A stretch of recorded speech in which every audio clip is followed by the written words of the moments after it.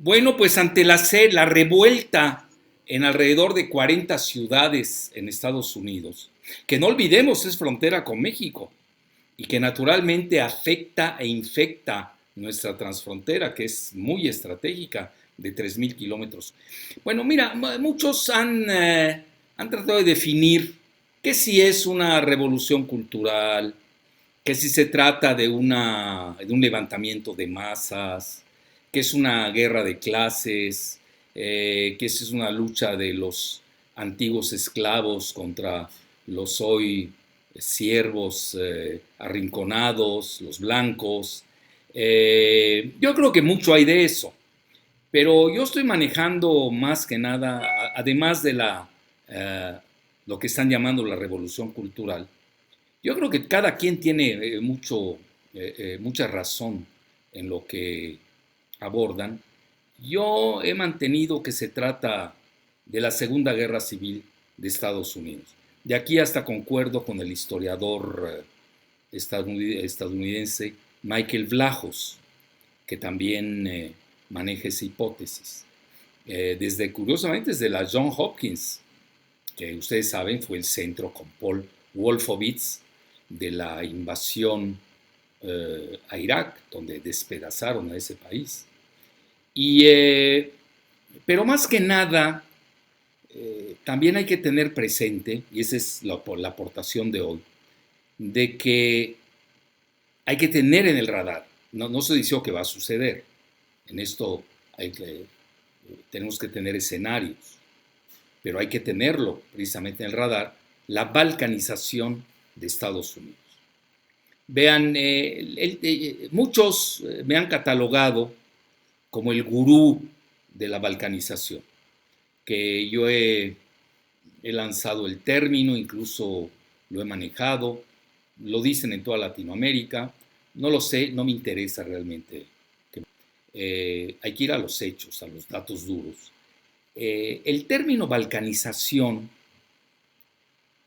que incluso yo manejé en un libro desde hace 20 años, muy premonitorio, donde preví el fin de la globalización con su lado oscuro y naturalmente la posglobalización. Y incluso hasta me di el lujo de acuñar un axioma que lo que no se globaliza se balcaniza. Bueno, ¿de dónde viene el término balcanización? Vean, le dieron una connotación un poco peyorativa, pero realmente no la tiene porque existe, y se refiere, así en términos muy simplones, a la división, separación, escisión de una entidad, de un país-nación. Y se empieza a usar mucho cuando el Imperio Otomano empieza a resquebrajarse. Y ustedes saben, vean, los imperios tardan en resquebrajarse. No es una cosa de un minuto al otro. Son tendencias y se van viendo. Y el Imperio Otomano, más o menos desde 1817 hasta 1912, curiosamente previo a la Primera Guerra Mundial, incluso se pudiera manejar la hipótesis de que la balcanización, fíjense, fue que la que desencadenó directa o indirectamente a la Primera Guerra Mundial. Y hay datos para apuntalarlo, pero no me quiero desviar. Entonces vean, de este lapso de 1817 a 1912, 2 años antes de la Primera Guerra Mundial, pues el Imperio Otomano se empieza a resquebrajar y en los Balcanes que dominaban, pues afloran todas las entidades nacionales, subnacionales, y cada quien piensa en tener su destino. Vean, yo eso lo he aprendido porque yo ya viví una guerra civil, ya la viví en el Líbano, y ya aprendí, la viví en 1975, ya pasaron casi 45 años. Aprendí que no hay que meterse y tomar partido por uno o a favor del otro. Vean, cuando eso sucede es de que ya es insostenible la cohesión socioeconómica, psicológica, política de una nación. Y como un divorcio, hoy los divorcios están de moda, ¿no? Así los países también se pueden escindir entre sus estructuras internas, sobre todo cuando, esa sería una definición muy personal, cuando las fuerzas centrífugas, es decir, las que separan a la entidad concerniente, son mayores que las fuerzas centrípetas, es decir, aquellas fuerzas que tienden a su cohesión. Así de sencillo. Bueno, entonces, ¿qué sucede cuando se acuña el término de balcanización? Precisamente cuando se resquebraja el Imperio Otomano, pues los Balcanes, y de ahí viene la palabra balcanización, de los Balcanes, pues cada quien toma, cada fuerza centrífuga o cada componente de las fuerzas centrífugas, pues hacen sus respectivos estados o naciones, ¿no?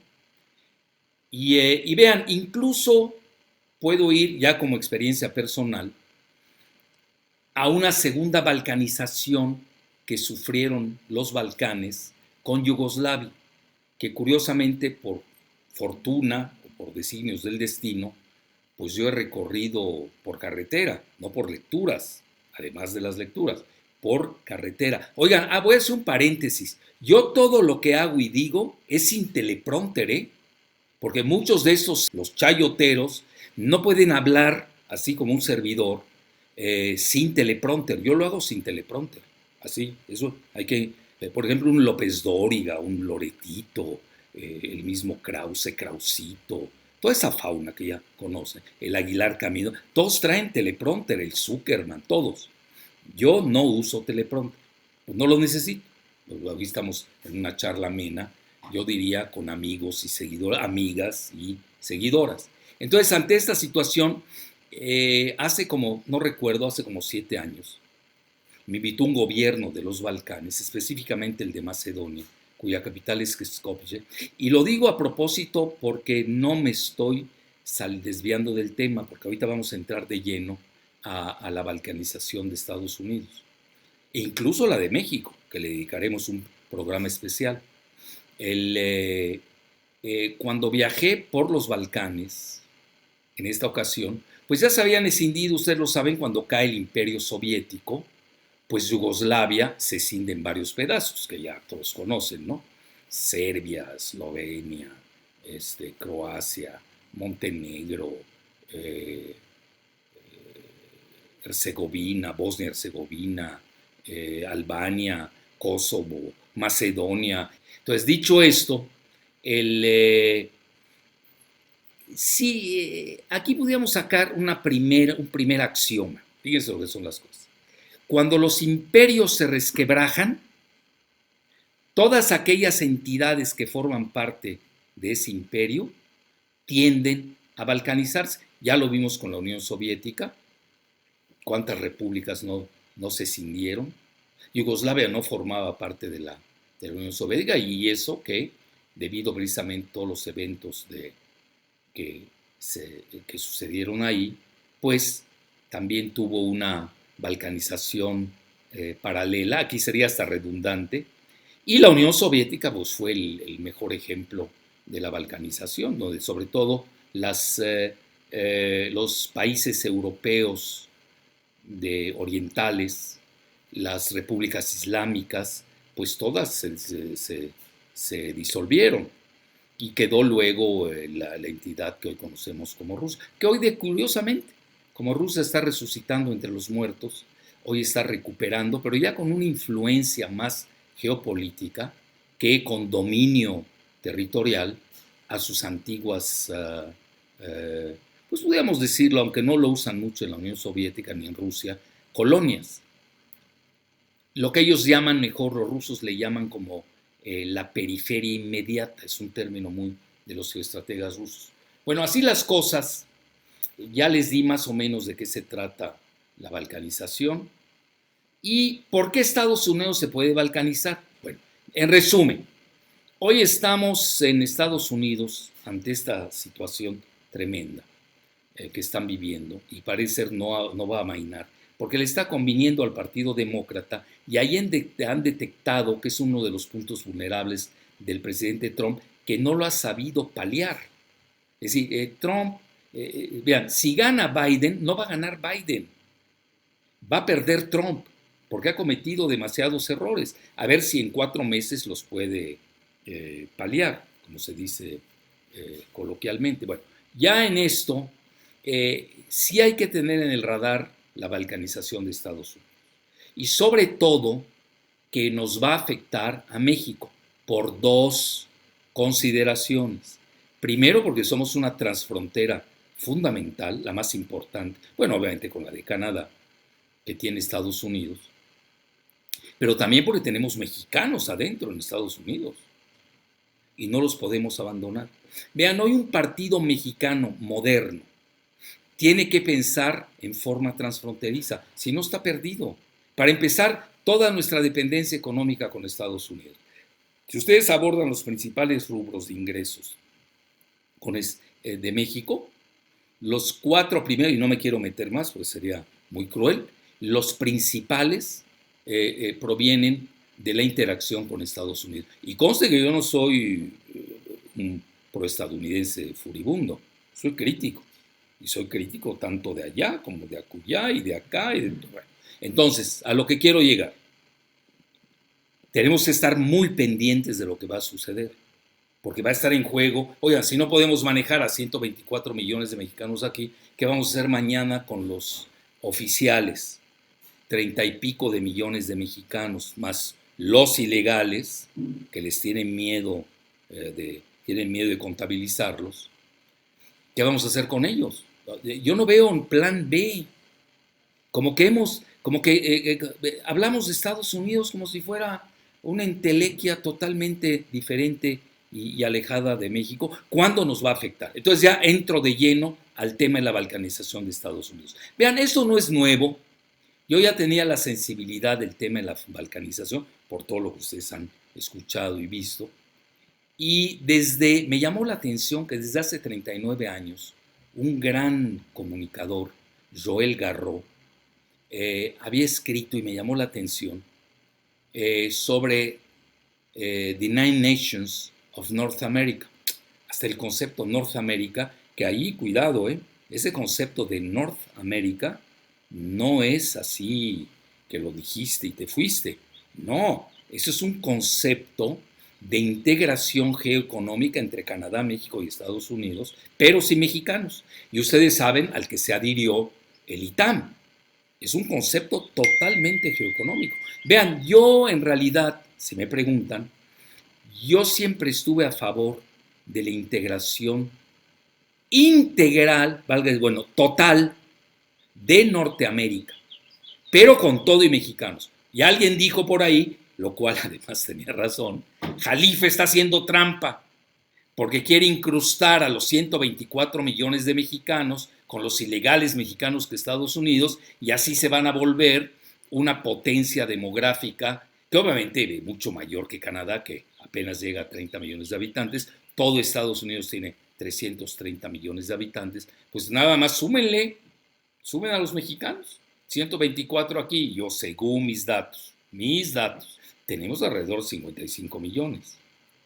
Entonces, súmenle, estamos hablando de casi 200 millones de mexicanos, que además van a seguir proliferando en la próxima década en forma acelerada.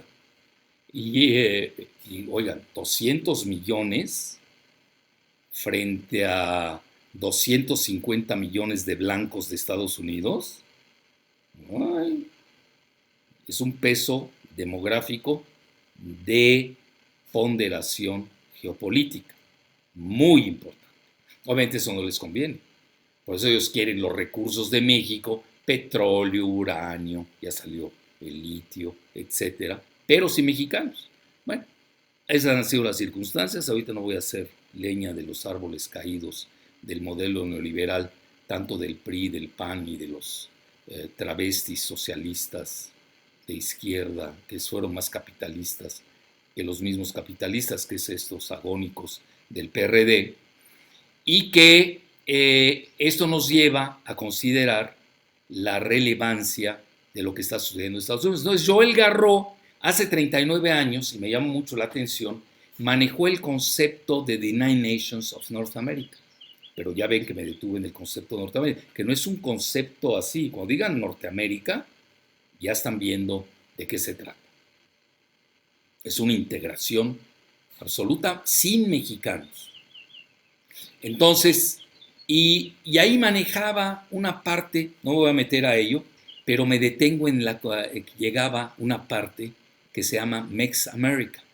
Y curiosamente llegaba hasta más o menos, ¿no?, la región del Bajío en México. Y ustedes saben, ahorita hay veleidades balcanizadoras de la región del occidente de México. No me voy a profundizar en ese tema, ni voy a tomar partido, yo estoy analizando el Bajío, desde Querétaro para arriba, el norte de México. Pero eso, cuidado, ahí hay proyecto balcanizador para México. Pero no es gratuito que Joel Garreau hace 39 años, escuchen bien, ya tenía el proyecto llamado de Mex America, con las otras 8 regiones en las que no voy a abundar. Luego, como yo he seguido mucho este tema, pues soy muy sensible a él. Me llamó más la atención que el decano de los diplomáticos de Rusia, Igor Panarin, que fue un analista de la KGB, y hoy es uno de los grandes profesores que escucha mucho en el Kremlin, por cierto. Y él, con su base de datos, datos clasificados, etcétera, etcétera,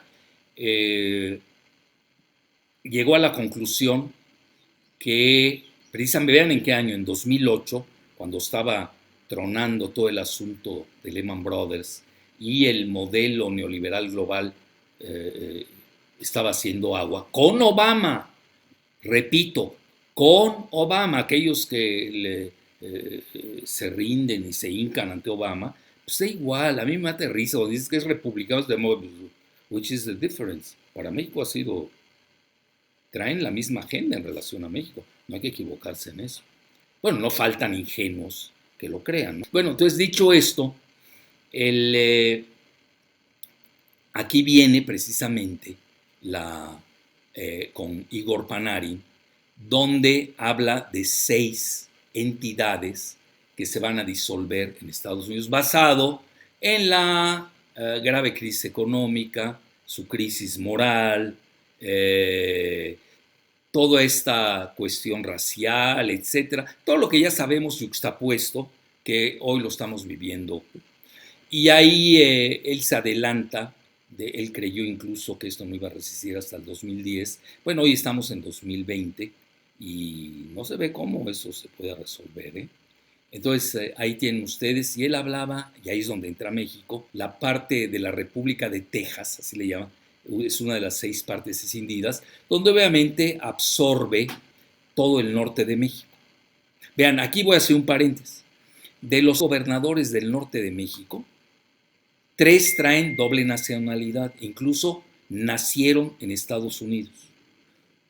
Y no va con dedicatoria ni chanfle, también es así, cada uno pertenece a un partido dado. Tenemos a Bonilla, nace en Estados Unidos, tiene nacionalidad estadounidense. Luego viene Corral, que también nace en Estados Unidos, es del PAN, quiere ser candidato a la presidencia del PAN. Lo veo difícil porque tiene a muchos contrincantes, ahorita le están dando cuerda, pero hay otros que también lo quieren ser. Y luego tenemos a Cabeza de Vaca, bueno, también es del PAN, curiosamente. Pues nació en Estados Unidos. Entonces imagínense un país como México, donde 3 gobernadores de México nacen en Estados Unidos. Es como Fox. Fox no es mexicano, poca gente lo sabe. La balcanización es un corolario del derrumbe de los imperios.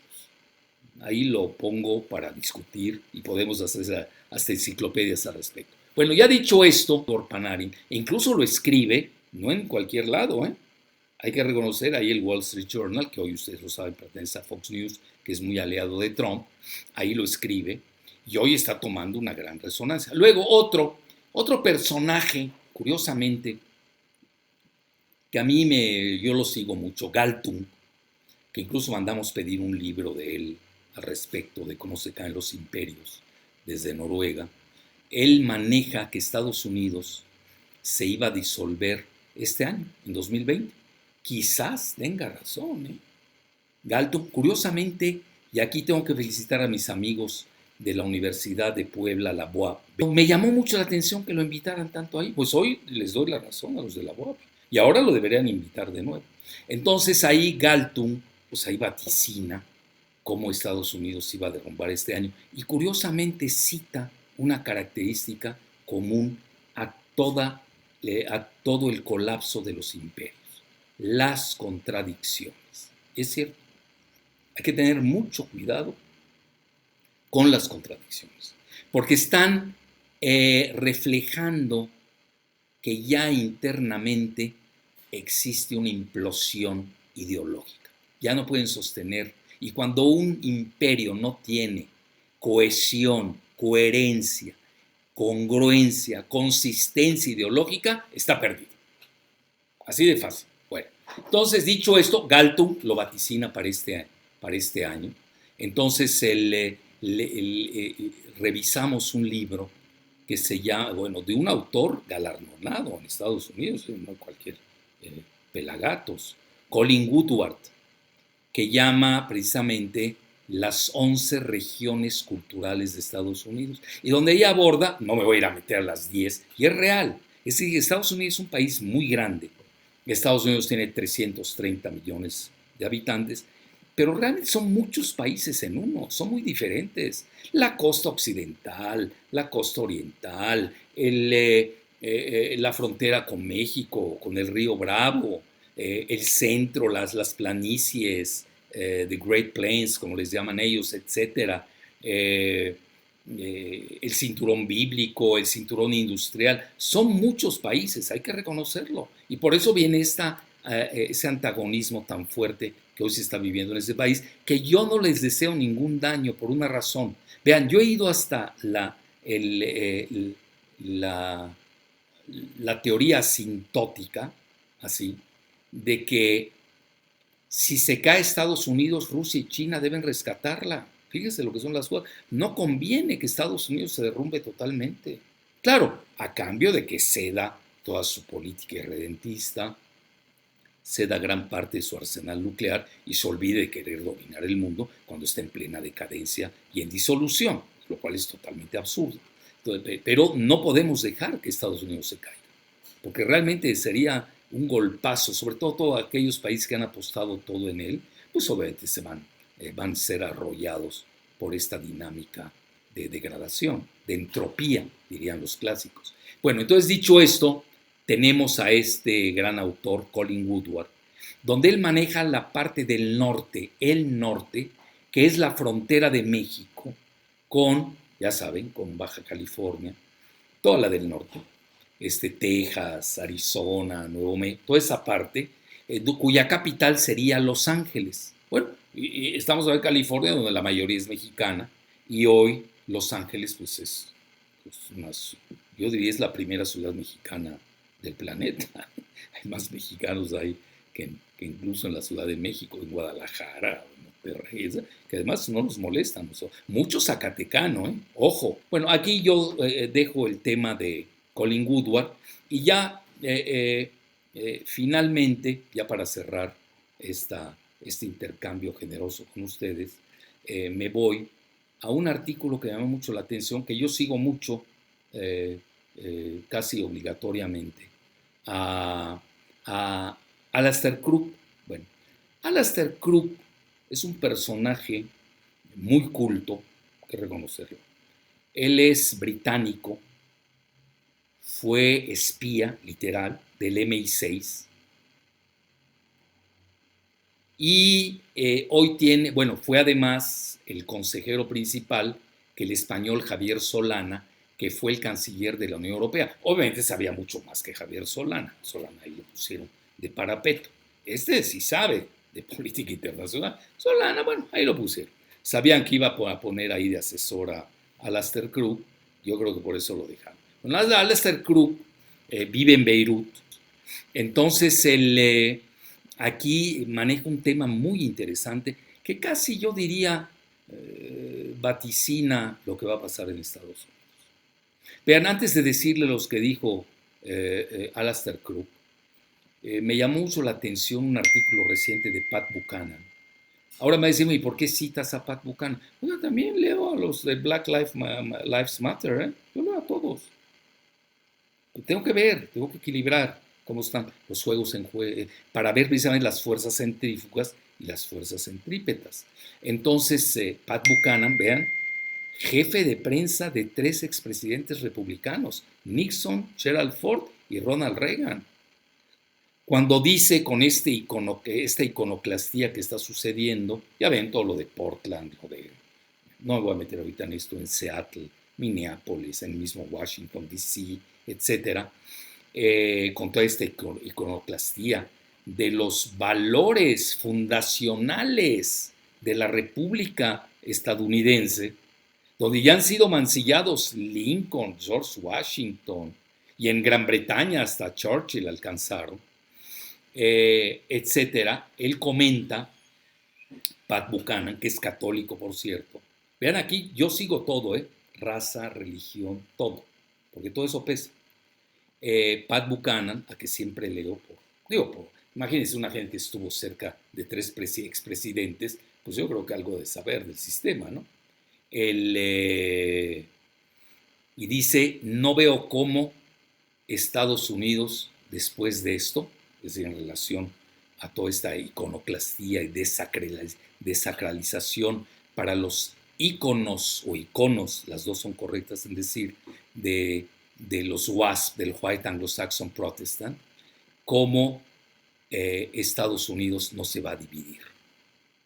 Ojo, bueno, regreso a Alastair Crooke y con esto concluyo. Y en un artículo seminal que lo hace en Strategic Culture, que para mí es uno de los mejores portales del mundo, él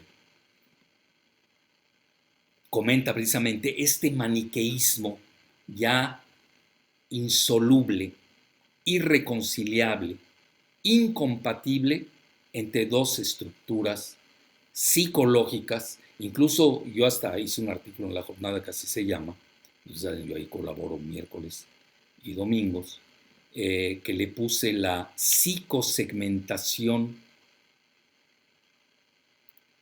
de Estados Unidos, ya a nivel psicológico, que es muy fuerte.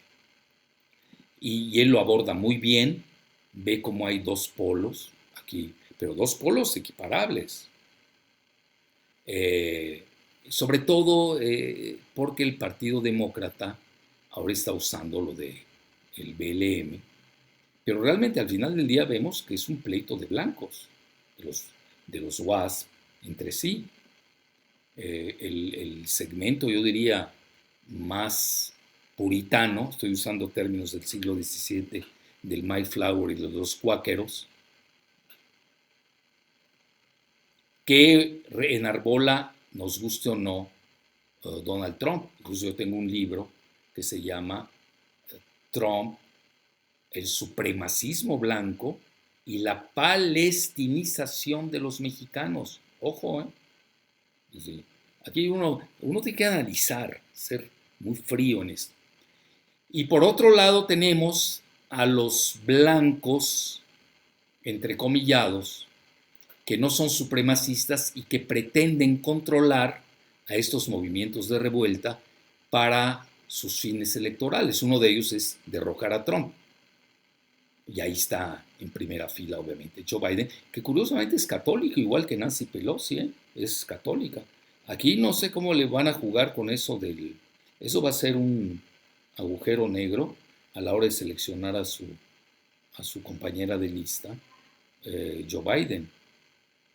Y aquí no es de gustos, aquí ustedes lo saben, pesan los parámetros geográficos, religiosos. Incluso vean, si algo es racista en Estados Unidos, es la oficina del censo.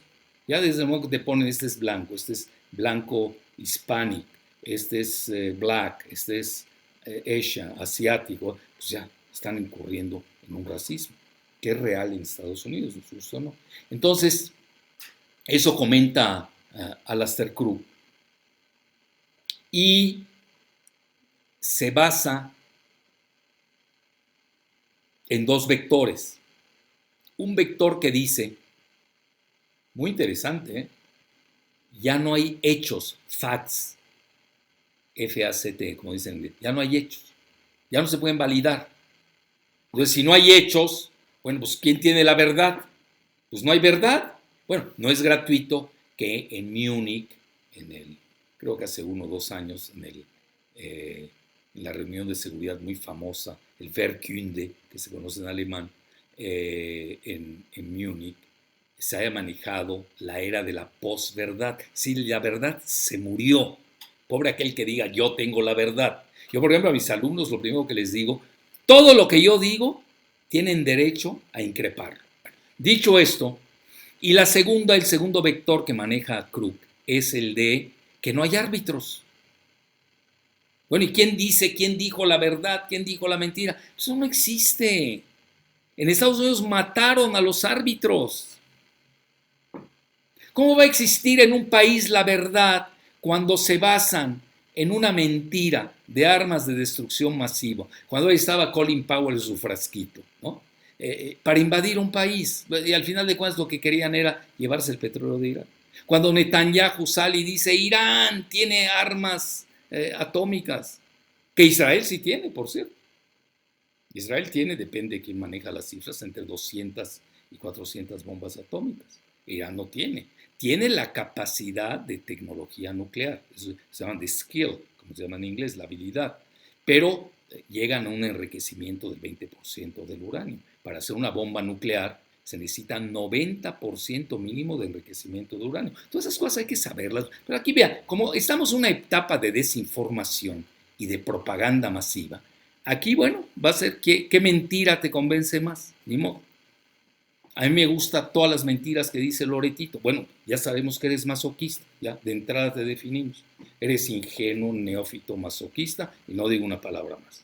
Entonces, ya no hay nada que hacer ahí. Ya no hay solución, porque es intoxicación. Bueno, entonces ya al final cita al historiador Michael Blahos, un concepto muy interesante. Conste que viene de la Johns Hopkins e incluso estuvo en el National Security Agency. Estamos jugando. Digo, no es diablo de mi devoción, pero tengo que reconocer que están manejando ya esos conceptos en la cúpula del poder de Estados Unidos. Pues en la Johns Hopkins, que son los que diseñaron con Paul Wolfowitz la invasión a Irak, y maneja que existe un choque irreconciliable, maniqueo, entre el bien y el mal, de dos entidades religiosas. Una, la calvinista, protestante, ya saben, la libertad, el comercio, todo eso, que maneja el gobierno en el poder. Esa es la tesis de él. Y la otra, los que enarbolan el BLM, el Black Lives Matter, que incluso él manda más, Joe Diamond, creo que es mandamás de JP Morgan, sí, uno de los principales bancos del mundo, se arrodilló, el famoso kneeling de Kirkpatrick, ya saben, ¿no? El fútbol de la National Football League, se arrodilló en homenaje a Black Lives Matter, es decir, Wall Street rindiéndose. ¿Quién lo hubiera imaginado, no? A los que ellos han aniquilado de otra manera. Pues, oye, cesen de estar especulando, cesen de estar depredando con sus fortunas a estas pobres gentes y ya no se arrodillen, no necesitamos que se estén arrodillando. Vean la hipocresía hasta dónde llega con tal de controlar precisamente ese movimiento. Bueno, entonces, y estos los tilda Michael Blahos, citado por el mismo Crooke, como que son progresistas, no creen en la época dorada de Estados Unidos. ¿Cómo van a creer en esa época dorada donde eran esclavos? Pero van a seguir siendo esclavos con Wall Street. Que, pues digo, que no sean ingenuos, no crean que porque se va Trump va a mejorar la situación. Mientras no detengamos esos monstruos de BlackRock, de los que están en Wall Street, todos los gigantes de Silicon Valley, pues vamos a seguir siendo más esclavos todavía. Es la triste realidad, vamos a ser esclavos cibernéticos. Antes éramos esclavos reales, físicos, de trabajos duros, forzados. Ahora somos cibernéticos. Cambió la esclavitud, pero sigue siendo esclavitud. Nada más que ahora es financierista, con cibernética, y ahora con este nuevo cuentito del COVID y todas esas cosas, bueno, pues ya, ¿para qué seguimos? Que ahí viene precisamente, y ya hablaremos al respecto, en el Grand Reset, que viene el año entrante en Davos, que es la agenda, que ya van a jugar con la agenda farmacológica, cibernética y financierista, etcétera.